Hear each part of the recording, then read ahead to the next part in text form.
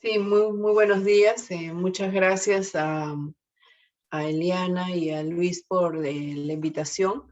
Es un gusto estar compartiendo con ustedes esta mañana.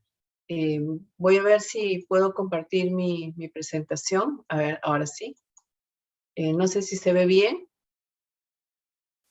Sí, perfecto, muchas gracias. Quería nuevamente agradecerles por su atención y presentar este caso básicamente sobre deforestación y litigio en la comunidad de Tanchillacu. Esto es en la selva norte de Perú, en Loreto, básicamente en la Amazonía, y cómo se han venido desarrollando estas actividades de deforestación y de litigio y criminalización contra defensores ambientales. Básicamente voy a tocar tres puntos: el contexto de los agronegocios en Perú, el caso Tamchillacu y de acoso judicial, y el protocolo para defensores ambientales que ha aprobado el Ministerio de Justicia y Derechos Humanos en Perú.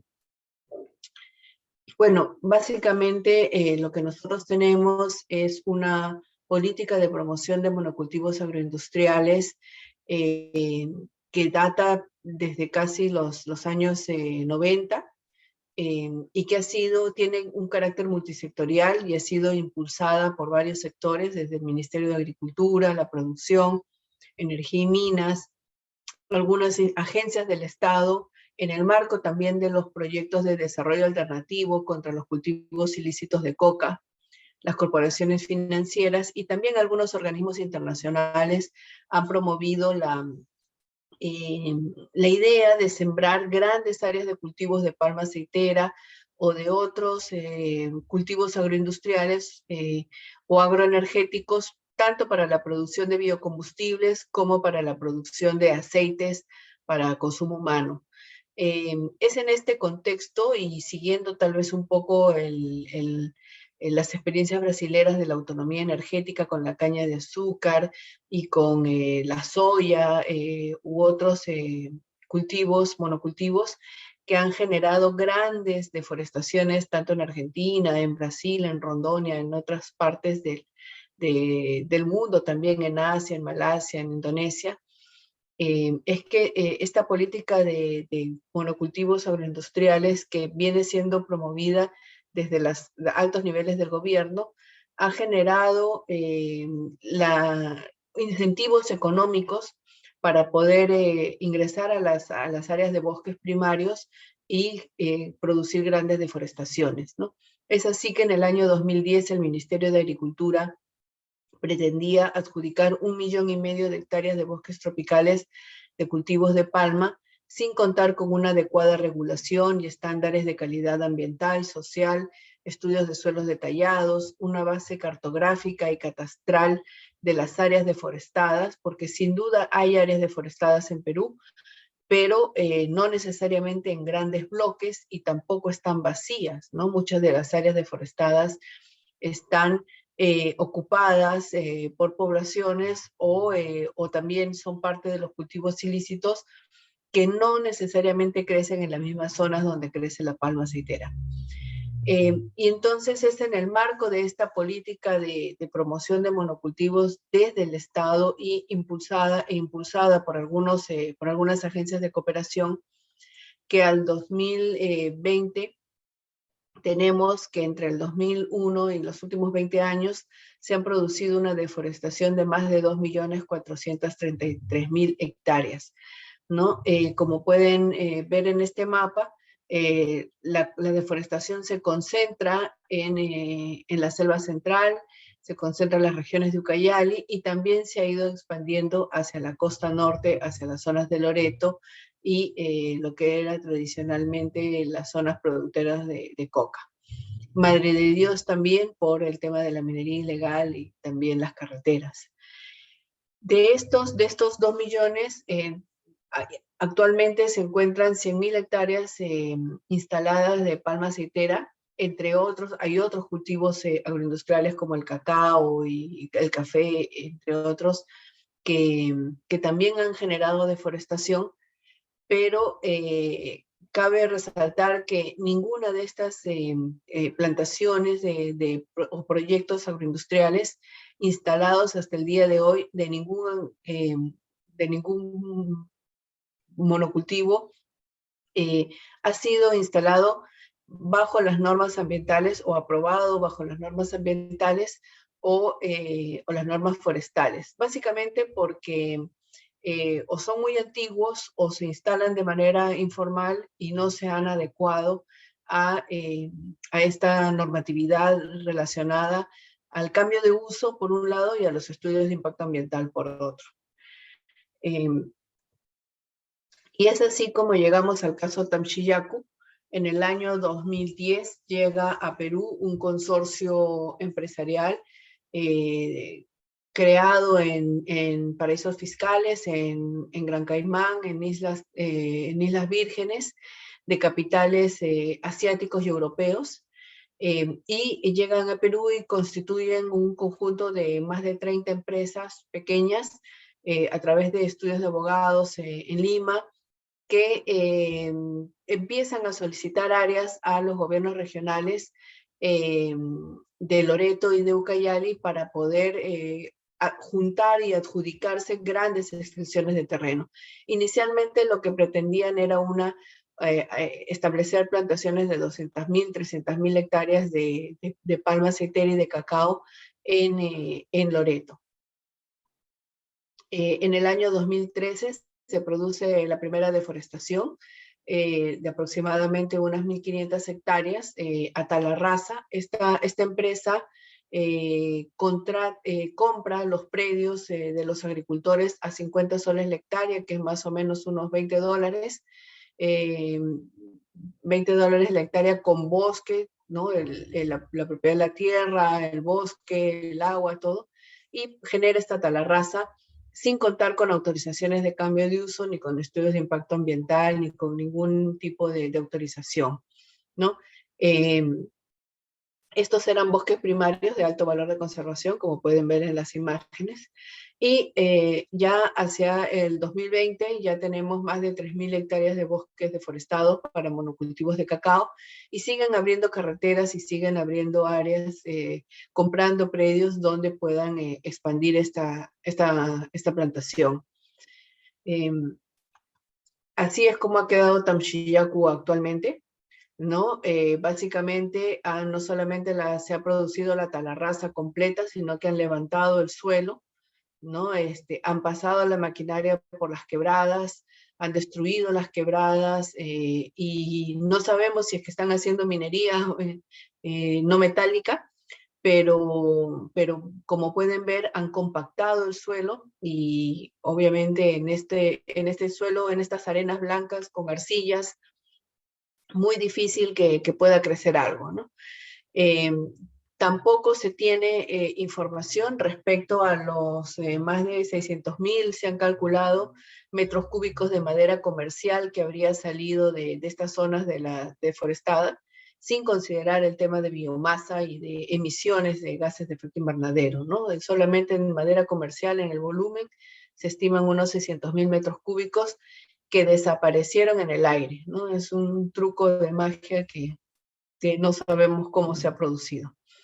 El asunto es que durante estos años, entre el 2013 y el 2020, estas empresas han cambiado varias veces de razón social, han cambiado de nombre, han cambiado de gerentes, van mutando, ¿no? Como las cepas del virus van mutando muy rápidamente, con la finalidad también de evadir las responsabilidades administrativas, penales, que pudieran existir o que pudieran investigarse. Cabe resaltar también que durante los 3 primeros años de operaciones, cuando se produce la deforestación y se inician las investigaciones fiscales por delitos ambientales, estas empresas contaron con un nivel de protección, de encubrimiento, ¿no? Por parte de los organismos internacionales que habían generado esta iniciativa, y también con altas autoridades del Estado, ¿no? Entonces, los gobernadores regionales, por lo menos 2 o 3 presidentes han ido a visitar estas plantaciones, ¿no? Llegaban los funcionarios, los exgerentes, con resguardo policial, ¿no? En helicóptero de la policía, llegaban también con resguardo de la Marina. Entonces ha habido toda una situación, un lobby empresarial muy fuerte, de muy alto nivel, que ha encubierto precisamente esta operación y bueno, han obstruido las investigaciones fiscales durante los primeros años, que era el momento más importante para recabar pruebas y poder judicializar estos casos.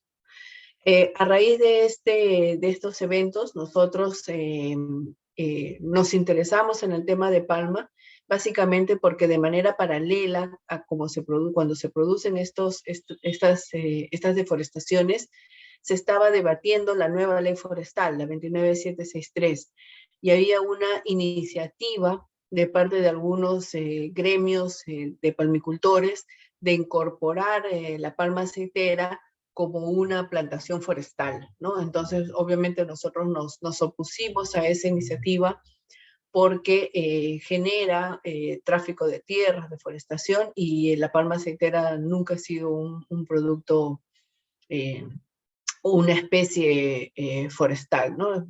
Es claramente agroindustrial, necesita semillas transgénicas, necesita un manejo intensivo en los sistemas agrícolas, y entonces no podría entrar en la ley forestal. Y empezamos, frente a esta situación de ver que el Estado perdía los casos por goleada, por decirlo, ¿no? Empezamos a implementar esta línea de trabajo de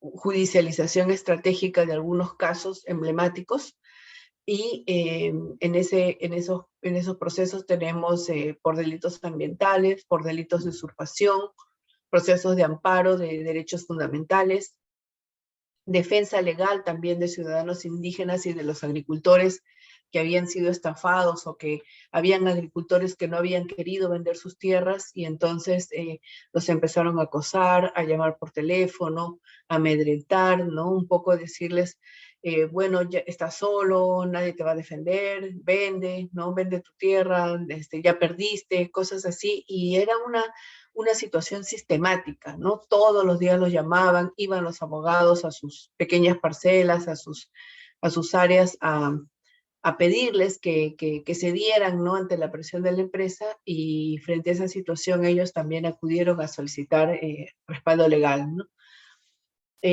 También hemos presentado algunas denuncias administrativas por infracciones a la legislación ambiental y forestal, y finalmente con el paso del tiempo nos dimos cuenta que no se trataba de una sola empresa, sino que eran de redes, ¿no? De corporativas, criminales, que también se articulan a otros tipos de delitos como lavado de activos, entre otros, ¿no? Y para ello también se requiere información de inteligencia, se requiere recabar las pruebas para iniciar los casos, y también la denuncia pública de los delitos de corrupción, porque nada de esto hubiera sido posible si es que las autoridades del Ministerio de Agricultura y de los gobiernos regionales no hubieran estado participando, no hubieran estado activamente promoviendo y facilitando el acceso a los bosques y el acceso a las tierras, ¿no? Y finalmente, lo que ya la coyuntura, también la gravedad de la situación que se está dando en la Amazonía peruana con los asesinatos mediante sicariato de los líderes indígenas, nos ha obligado también a tener que entrar a una coordinación más estrecha en el tema de defensores ambientales.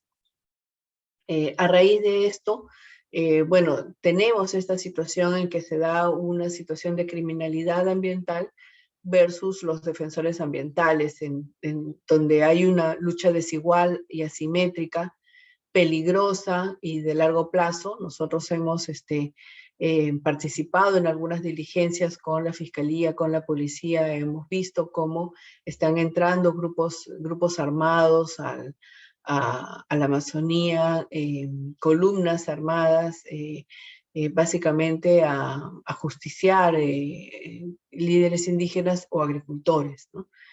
Y también nos enfrentamos a los lobbies políticos, como hemos visto en este caso de estas empresas de United Cacao, con una fuerte participación de los estudios de abogados que manejan recursos económicos, aliados a la corrupción de alto nivel, el sicariato que se instaura en Perú hace aproximadamente unos 10 o 12 años con el ingreso del cártel de Sinaloa. Antes no había situaciones de sicariato en Perú, habían otro tipo de violencia, ¿no? Terrorismo, narcoterrorismo, pero ahora el sicariato es una modalidad mexicana, ¿no? Y esta criminalidad organizada, transnacional, que articula, ¿no? Varios delitos y entre ellos los ambientales, ¿no? Hay también un manejo de la prensa importante por parte de estos grupos y de redes que se infiltran en el Estado y en todo tipo de organización. Hemos visto que también con sorpresa algunas ONGs, algunos colegas también, como decimos, se pasan al otro lado y no necesariamente contribuyen a la conservación de los bosques o a instaurar un Estado de Derecho que permita tener actividades económicas sostenibles en la Amazonía. Bueno, debido a toda esta situación que nosotros venimos investigando desde hace varios años, las empresas, como respuesta a nuestro trabajo, presentaron 4 denuncias penales en mi contra, básicamente por 2 motivos, ¿no? Primero, por solicitar garantías para los agricultores locales en Loreto, eh, y segundo, porque, como les había comentado, estas empresas compraron los predios de los agricultores a un precio de $20 la hectárea, y luego, para evadir un poco también porque hay una serie de delitos financieros que se dan, es como una especie de pirámide financiera, eh, que se van vendiendo las acciones entre una empresa y otra. Hipotecaron estos predios a una financiera suiza que tiene sede en París, por un valor de más de $13 millones. Entonces nosotros, cuando obtuvimos la información, publicamos el contrato de hipoteca, que además es un documento notarial que está inscrito en registros públicos, por lo tanto es un documento público que ellos mismos han subido a estos registros para que se puedan formalizar esta operación. Eh, y por ese motivo también tuve una denuncia penal. De estas 4 denuncias, una pusieron en Ucayali, 2 en Iquitos y una en Lima. 3 se cerraron precisamente por falta de fundamentación jurídica y falta de pruebas. Simplemente llegó un momento en que empezaron a denunciar, simplemente por empapelar, ¿no? Como se dice a veces. Eh, y justo estas situaciones de acoso se producen una semana o días antes de cada vez que hay una audiencia, ¿no? Entonces nosotros ya sabemos, cada vez que va a haber una audiencia en un proceso judicial, empieza nuevamente esta maquinaria, ¿no? Han producido una serie de audios, contrataron personas para que eh, vociferen mi nombre en la plaza del pueblo de Tanchiyacu. Han publicado una serie de artículos en los medios locales, en la prensa local, y lo que ellos buscaban era precisamente generar una situación de amedrentamiento y de desprestigio, básicamente contra mí, porque por un lado, en algunos casos yo soy denunciante y en otras soy testigo de la fiscalía, ¿no? Entonces, lo que se buscaba era que yo me inhiba de testificar, ¿no? Y también acá en Lima han habido situaciones de reglaje, de seguimiento y en Iquitos también, ¿no?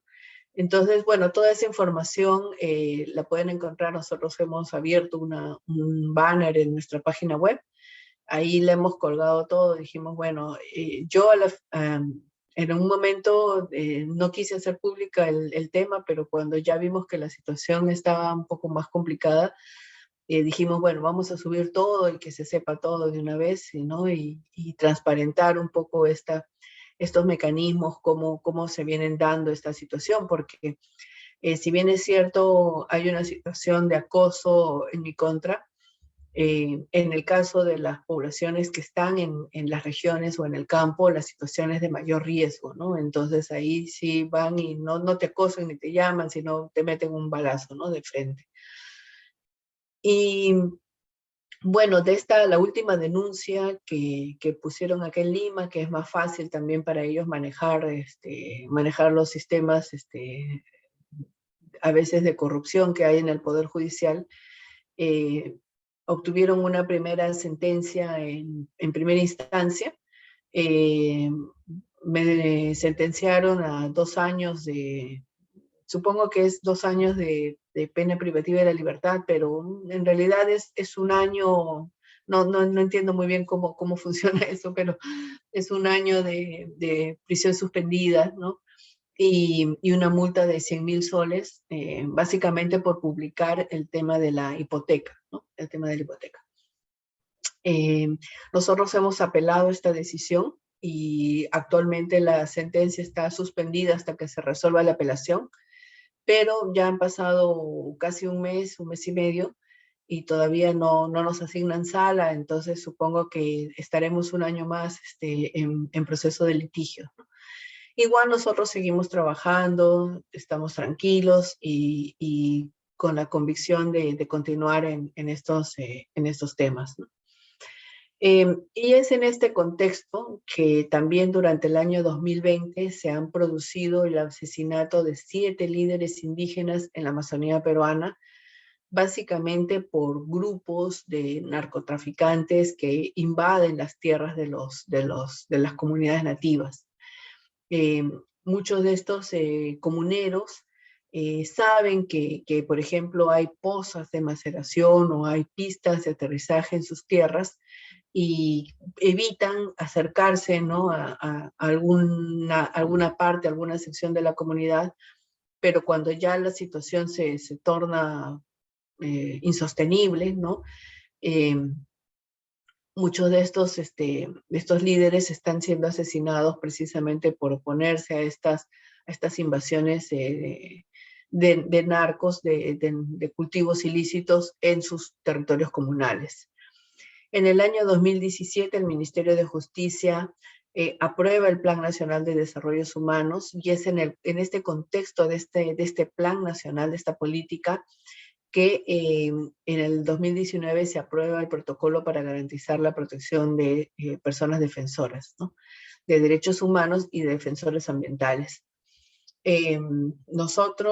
Yo ya había solicitado desde hace algún tiempo garantías para mí y para los agricultores de Tamchillacu, pero el Ministerio del Interior nunca nos dio las garantías, nunca nos llamaron, nunca nos pidieron que diéramos nuestra manifestación, y frente a los intentos y a los series de documentos que habíamos enviado, y como no funcionaba ese mecanismo, incluso la Defensoría del Pueblo también había enviado varias veces reiteradas solicitudes al Ministerio del Interior, y al no obtener respuesta, cuando se aprueba el protocolo, presentamos nuestro expediente, y bueno, tal vez porque como era nuevo y mucha gente no lo conocía, mi expediente fue el primero que entró. El Ministerio de Justicia demoró casi un año en evaluar las situaciones de riesgo, porque al inicio no sabían muy bien cómo implementar, ya tenían el protocolo, pero ahora cómo se implementa, cómo se activan las medidas de protección, era algo que no se sabía, no se tenía claro. Viajaron a la localidad de Tamchillacu a verificar, ¿no? Todo lo que nosotros habíamos comentado, porque tampoco es que sale la categoría de defensor así rápidamente, sino que hay todo un proceso de valoración de los expedientes y de las pruebas. Y justo antes de la pandemia, sale una resolución solicitando precisamente la activación de medidas de protección, que en realidad son, para decirlo de manera real, son más que todo formales, ¿no? En los documentos, porque en la práctica no funcionan así.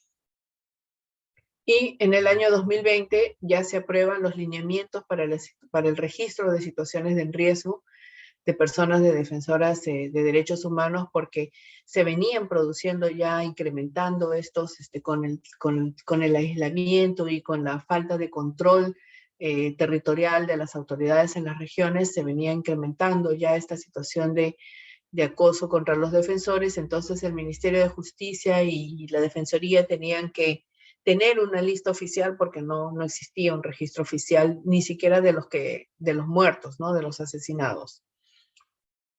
Y recientemente se ha aprobado este mecanismo intersectorial para la protección de personas defensoras.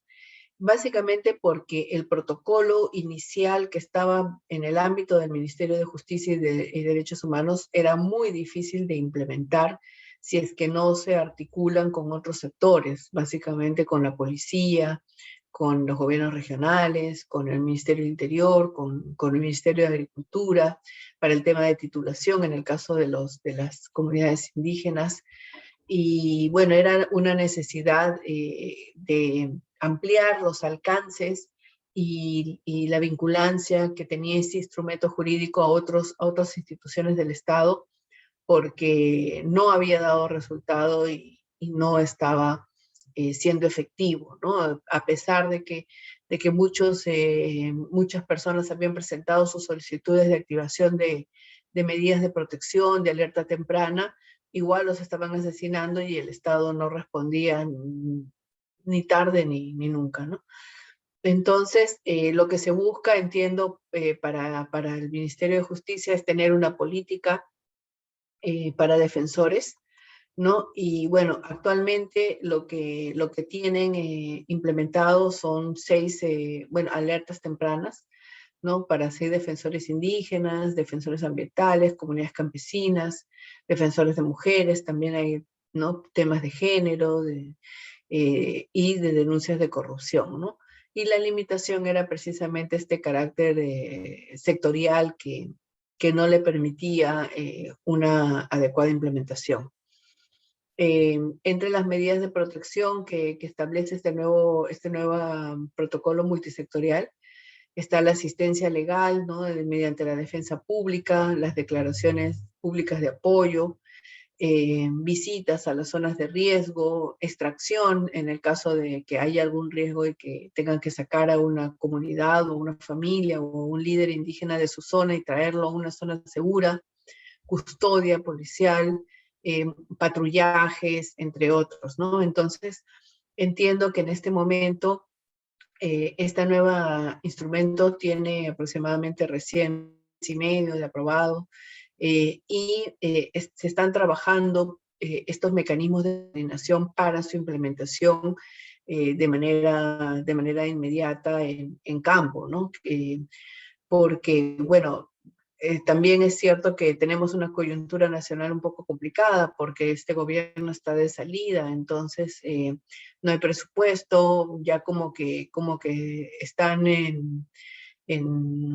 no necesariamente dándole el impulso suficiente que requieren algunas normas cuando ya están más bien haciendo la transferencia o empezando ya viendo cómo se hacen las transferencias de gobierno, ¿no? Por su parte, el Ministerio del Ambiente también ha desarrollado una serie de instrumentos un poco más orientados a la defensa, bueno, a la Procuraduría, ¿no? De los delitos ambientales, es decir, la defensa que ejercen los abogados del Estado en relación al patrimonio natural. Y recientemente también ha aprobado esta unidad funcional de delitos ambientales que lo que busca es prevenir un poco estas situaciones de riesgo que se vienen dando, ¿no? Y en realidad hemos llegado a esta situación de tener que defender a las personas porque no hemos atacado los delitos, ¿no? Ese es un poco una de las reflexiones que nosotros hacemos, porque en la medida en que se permiten que los delitos continúen, entonces eso sin duda va a tener un impacto social en las poblaciones que están siendo directamente afectadas. Por su lado, la Defensoría del Pueblo, que es un órgano constitucionalmente autónomo del Estado peruano, no forma parte del Ejecutivo, también tiene sus propios protocolos para poder atender en los casos de violencia o en el caso de acoso a los defensores de derechos humanos. Tal vez ahí la Defensoría tiene más experiencia, más argumentos jurídicos, más capacidad de acción en el campo, oficinas desconcentradas y tiene también una mayor cercanía con la población, ha sido más efectiva en poder atender algunos casos. Es también su rol natural, ¿no? de defensor, entonces ha podido implementar mejor estos mecanismos que Justicia recién está intentando establecer, ¿no? Finalmente, algunas reflexiones en torno a los retos para la implementación de este protocolo. Se requiere afinar mejor esta coordinación intersectorial e intergubernamental, ¿no? Tiene que ser más efectiva, es algo que todavía no está funcionando. Vamos a ver cómo funciona en los próximos meses y sobre todo con el cambio de gobierno, ¿no? Si continúan o derogan no sabemos, el protocolo. Tiene que haber también unas medidas de protección, de prevención y de protección efectiva en el campo. De nada sirve que nos otorguen un documento, una resolución que reconoce una situación de riesgo y establece medidas de protección si en las comunidades las personas siguen siendo vulnerables y están indefensas frente a estos poderes delictivos, ¿no? También tiene que haber un acceso oportuno a la justicia, ¿no? Hay algunos líderes indígenas que han sido asesinados en el 2012, 2013 y todavía siguen sus procesos judiciales, no tienen abogados, las comunidades, a veces, bueno, el Ministerio de Justicia está ahora apoyando en el tema de la defensa legal, pero tampoco hay un sistema adecuado de asistencia y de protección a las familias, ¿no? Sobre todo a las viudas, a los niños que han quedado en situación también de riesgo porque siguen viviendo ahí en la comunidad donde se desarrollan estas actividades sin contar con recursos para poder subsistir, sobre todo en este escenario de pandemia.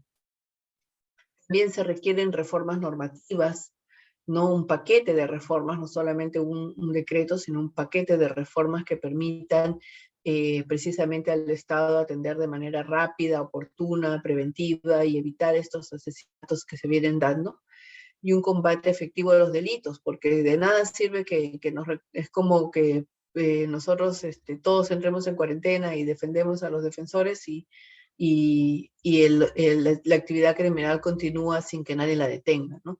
Precisamente esta situación de desborde de la violencia que se está viviendo en Perú se da porque no hay un adecuado combate efectivo a los delitos ambientales y a otros delitos en el campo. Y finalmente, una intensa capacitación y formación y prevención para una cultura de paz, que es algo que no hemos nosotros desarrollado en Perú, empezando por las propias autoridades, ¿no? Que no entienden el tema de los defensores.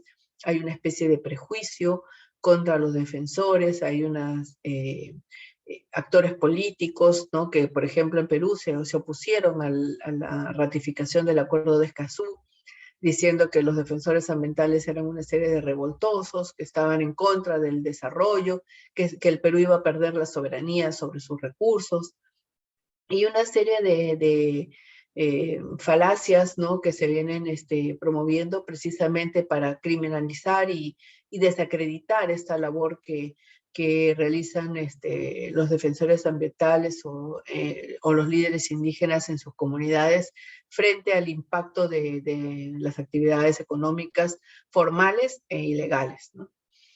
Eh, bueno, eso es lo que podía compartirles. Muchas gracias y quedo atenta a sus preguntas, comentarios. Muchas gracias.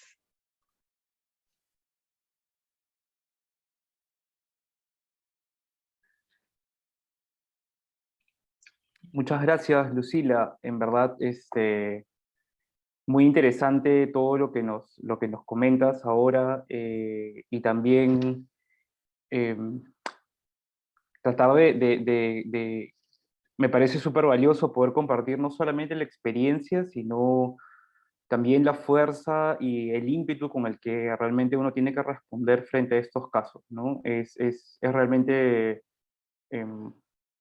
a veces sobrepasa la fuerza de los poderes económicos, los poderes políticos, cómo quieren amedrentar y cómo quieren soslayar toda esta capacidad que tenemos las personas que estamos comprometidas con la defensa de los derechos del medio ambiente, los derechos de las comunidades, para, para podernos sacar de la pista, ¿no? Sacar de carrera.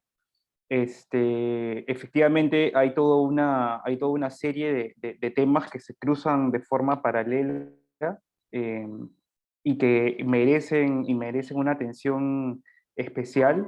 Yo creo que uno de los puntos que has abordado al final y que apunta mucho hacia la coordinación intersectorial, el combate efectivo de los delitos ambientales, ¿no? O sea, es interesante y bueno, en unos minutos seguramente también lo vamos a escuchar de parte de María Dolores por los casos en Ecuador.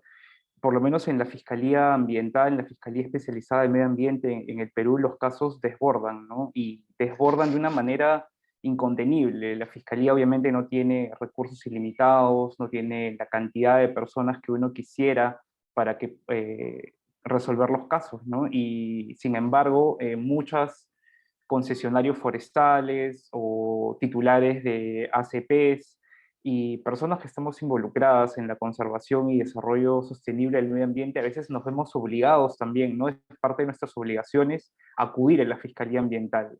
El problema muchas veces de los delitos ambientales, bueno, en este caso era un poco más específico, poder identificar un administrado, una persona o un grupo empresarial al cual se le puede atribuir el delito, pero en otros casos, como por ejemplo la tala selectiva, la minería ilegal, es mucho más complejo también porque es muy difícil individualizar, ¿no? Entonces, muchas de estas denuncias lo único que logran al final del día es como incrementar la carga que ya tienen, la carga procesal que ya tienen las fiscalías, y con lo cual no genera ningún tipo de efecto ni respaldo ni para la sociedad ni para los denunciantes, ¿no? Vamos a tener definitivamente un siguiente espacio, una plenaria para poder compartir entre todos los participantes y hacer algunas preguntas, pero de repente si alguien tiene alguna duda o consulta que quiera lanzarla en este momento para poder conversarla después, está bienvenido. Y bueno, les doy a ver unos minutitos y si no, de ahí continuamos con la siguiente exposición.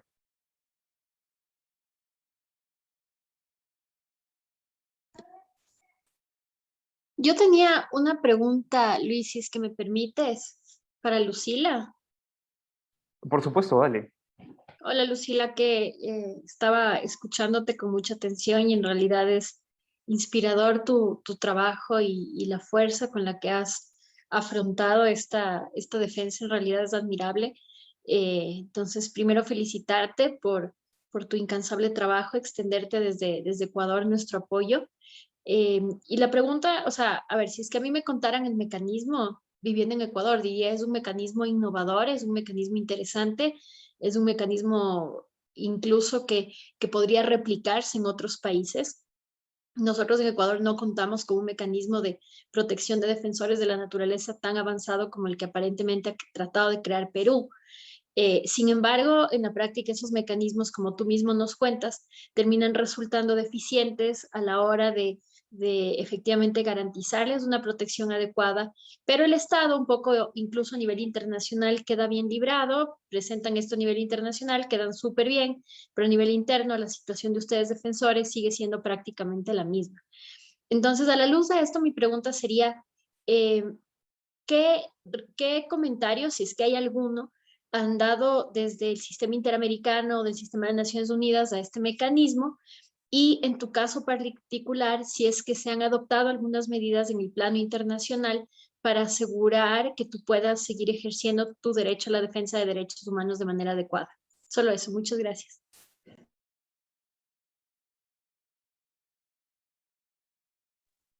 Luis, ¿quieres que responda ahora? Sí, sí, bueno, dale ahí con unas ideas y de repente después de esto ya pasamos con la exposición de María Dolores y después abrimos ya una plenaria más general, más grande.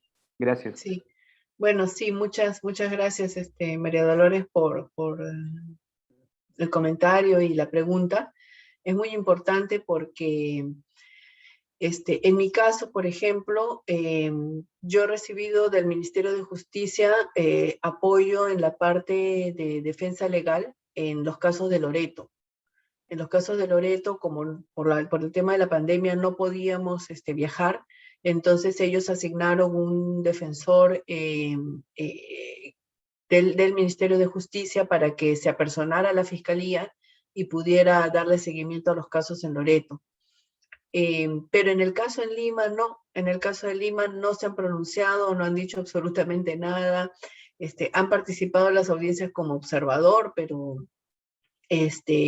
yo entiendo que si yo soy una defensora reconocida por el Ministerio de Justicia, ellos ya no son observadores, deberían ser parte del proceso.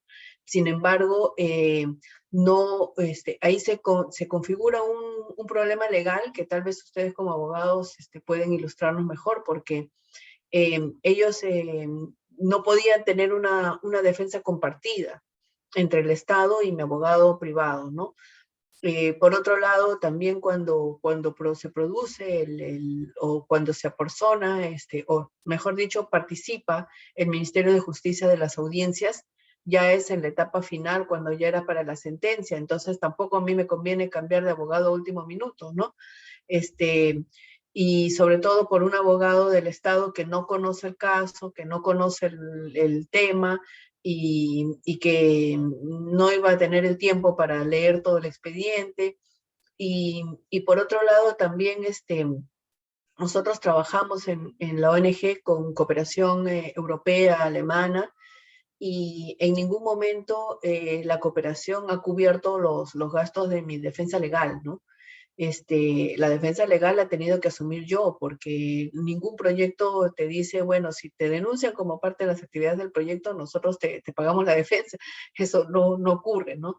Hemos recibido algunos apoyos así muy puntuales, muy pequeños, por parte de algunas ONG, pero básicamente por situaciones de emergencia, pero la cooperación tampoco cubre estos procesos que pueden llevarte 3, 4 años en un litigio, ¿no? Entonces, toda la parte de defensa la he tenido que asumir yo de manera personal, y si me pusieran la multa, tendría que pagarla yo también, ¿no? Eso me queda claro, o sea, este...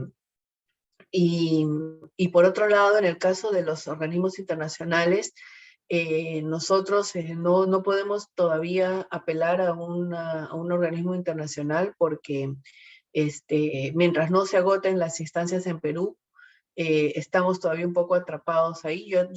Hemos mandado nosotros 8 cartas al USTR, que es el US Trade Representative del gobierno de los Estados Unidos, cuando recién empezó este problema, diciéndole, porque muchas de estas empresas tenían inversionistas americanos, ¿no? Que intervengan o que activen los mecanismos en el marco del TLC Perú-Estados Unidos.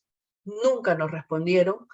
Se presentó una denuncia también en el Bundestag en Berlín, en el Parlamento alemán, tampoco procesó esa denuncia. Hemos mandado una carta al representante de la Unión Europea recientemente acá en Lima y al embajador de Alemania, tampoco nos han contestado. Entonces hemos contactado con varias ONGs europeas y como que no se quieren meter porque nosotros tenemos identificados con nombre y apellido quiénes son los financistas, los inversionistas, los dueños de los capitales, y básicamente estamos hablando de suizos, franceses y alemanes, ¿no? Y las ONGs europeas no quieren tocar ese tema, ¿no? Entonces hay como que, bueno, esos son ciudadanos particulares que van a Perú y cometen delitos, y no es tanto así, porque estamos hablando de una red de más de 30 empresas constituidas en paraísos fiscales que mueven dinero de aquí para allá y no están produciendo nada, ¿no? En el campo. Entonces, acá ya no es un